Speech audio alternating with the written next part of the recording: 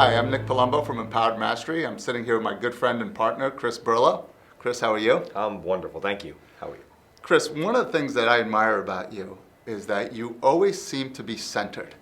You don't get too emotionally up or down in any situation, except for the times, obviously, that you like to have fun. Yeah, that's right. But you always seem to be centered. Can you talk a little bit about that? Very good. Wonderful question, and thank you. I think being centered is one of the most important things, and I really can't personally take credit for it.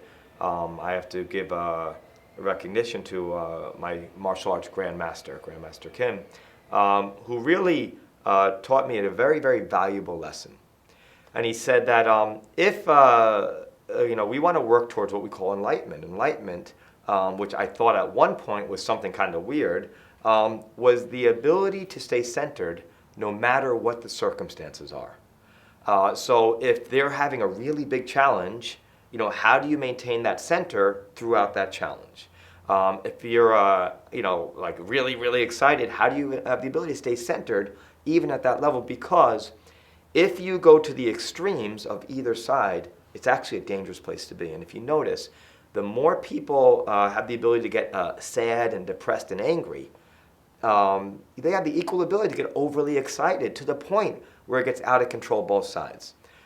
So with that said, the way I do my best to stay centered is by taking everything with a grain of salt.